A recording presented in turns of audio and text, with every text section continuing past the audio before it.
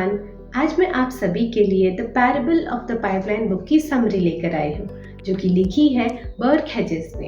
ये बुक हमें सिखाती है कि हम रेसिडुअल इनकम कैसे जनरेट कर सकते हैं। रेसिडुअल इनकम एक ऐसी इनकम है जो चाहे हम काम करें या फिर ना करें हमेशा आती रहती है।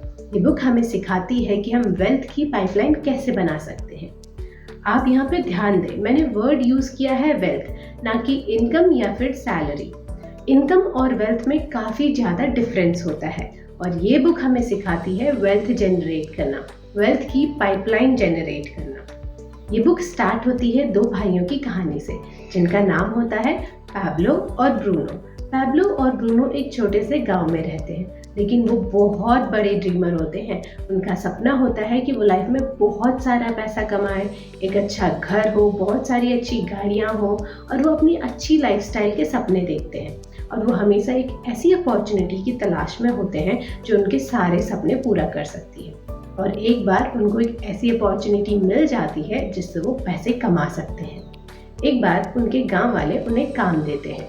गांव वाले उनसे कहते हैं कि उन्हें दूर नदी से पानी भरकर लाना है और गांव तक पहुंचाना है। गांव वाले उनको पानी गांव तक पहुंचाने के पैसे देते थे। दोनों भाई बहुत ज़्यादा खुश थे। हालांकि नदी गांव से काफ़ी दूर थी, लेकिन दोनों बहुत खुश थे क्योंकि उन्हें पैसे कमाने के मौके मिल रहे थे। दोनों भाई अगले दिन से ही काम शुरू करते हैं। दोनों भाई बाल्टियाँ उठाते हैं, नदी से पानी भर कर लाते हैं और गाँव वालों को देते हैं। गाँव वाले फिर उन्हें हर एक बाल्टी के हिसाब से पेमेंट करते हैं।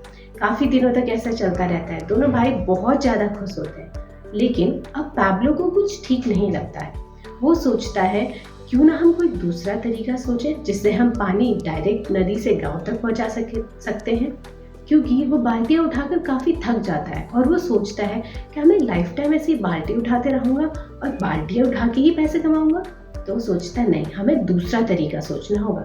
वो सोचता है क्यों ना हम नदी से गाँव तक एक पाइपलाइन बिछा दें जो कि हमेशा गांव तक पानी पहुंचाते रहेगी और हमें उसके पैसे मिलते रहेंगे। और ये आइडिया वो अपने भाई के साथ शेयर करता है, अपने भाई को बताता है। लेकिन उसका भाई उसका बहुत ज़्यादा मजाक उड़ाता है। उससे कहता है तुझे इसकी क्या ज़रूरत है, तू रोज़ बाल्टियाँ उठा तो रहा है, तुझे उसके बदले पैसे तो मिल रहे हैं, तू खाली अपना दिमाग लगा रहा है, तुझे इसकी क्या ज़रूरत है। वो उससे ऐसे कहता है। लेकिन पैब्लो सोचता है नहीं, मुझे तो पाइपलाइन बिछानी है, और वो अगले ही दिन से पाइपलाइन बिछाने के काम में लग जाता है।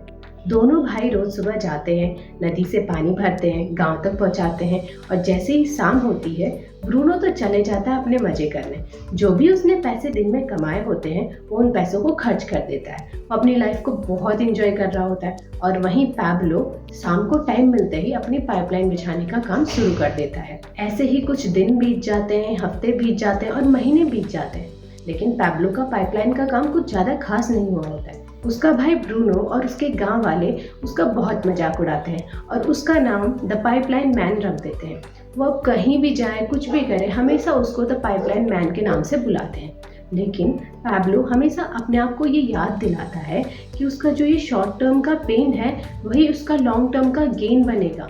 और वो हमेशा अपने आप से कहता है कि आज का जो मेरा सैक्रिफाइस है वही बाद में मेरे सपने पूरे करके देगा। और वो अपने पाइपलाइन बिछाने के काम में लग जाता है।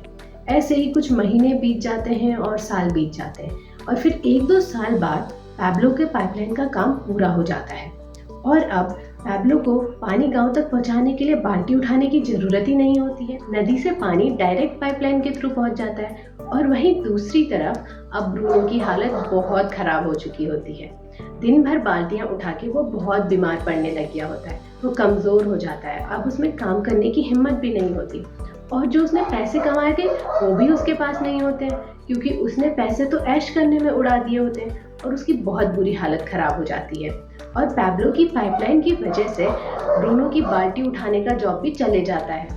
और वहीं पैब्लो बहुत अमीर आदमी बन जाता है, क्योंकि पूरे गांव में उसी की पाइपलाइन से पानी आता है। अब पैब्लो चाहे काम करे या फिर ना करे, उसके पास हमेशा पैसे आते रहते हैं और वो बहुत अमीर आदमी बन जाता है। और गांव वाले अब उसे पाइपलाइन मैन के बदले द मिरेकल मैन नाम से जानने लगते हैं।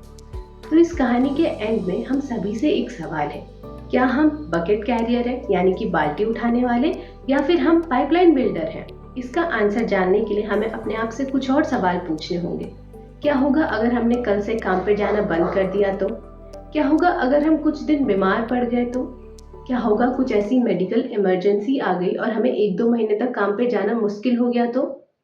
क्या हम अपने घर का खर्चा पूरा कर पाएंगे? क्या हम अपना रेंट पूरा कर पाएंगे? क्या हम गाड़ियों की पेमेंट कर पाएंगे? और सबसे इम्पोर्टेंट क्वेश्चन, क्या जैसी लाइफ अभी हमारी है वो मेंटेन रह पाएगी? अगर हमारा जवाब ना है तो हमें समझ जाना चाहिए कि हम एक बाल्टी उठाने वाले हैं, यानी कि बकेट कैरियर है। ऑथर कहते हैं कि 99% लोग इस बकेट कैरिंग वर्ल्ड में फंसे रहते हैं और वो सोचते हैं कि ज़्यादा बाल्टी उठाने से उनको ज़्यादा इनकम होगी और वो सिक्योर हो जाएंगे। सिक्योर होने के लिए लोग या तो ज़्यादा बाल्टियाँ उठाते हैं या फिर बड़ी बाल्टी की तलाश में रहते हैं। लेकिन ऑथर कहते हैं कि ड्रीम जॉब या फिर सिक्योर जॉब बस एक इल्यूजन है। जब तक हमें पैसे कमाने के लिए अपना टाइम सेल करना पड़ेगा, तब तक हम बकेट कैरिंग वर्ल्ड में फंसे हुए हैं। ऑथर कहते हैं कि बाल्टी चाहे कितनी भी बड़ी क्यों ना हो, एक ना एक बार तो सूख ही जाती है। अगर हमने बाल्टी उठाना बंद कर दिया तो हमें उसके लिए पेमेंट भी नहीं मिलेगी। लेकिन हमें हमेशा ये बात ध्यान में रखनी होगी कि जैसे पैब्लो ने पाइपलाइन बनाने के लिए एक्स्ट्रा टाइम और एक्स्ट्रा मेहनत लगाई थी, वैसे ही हमें भी वेल्थ की पाइपलाइन बनाने के लिए एक्स्ट्रा टाइम और एक्स्ट्रा मेहनत करनी होगी, ताकि वो बाद में हमें 24/7 चाहे हम काम करें या ना करें, चाहे हम सो रहे हो, हम घूम रहे हो, हम या फिर कुछ भी कर रहे हो, हमें इनकम ला कर दे। याद रखिए, बाल्टी उठाने से यानी कि बकेट कैरी करने से कोई भी वेल्थ जनरेट नहीं करता है।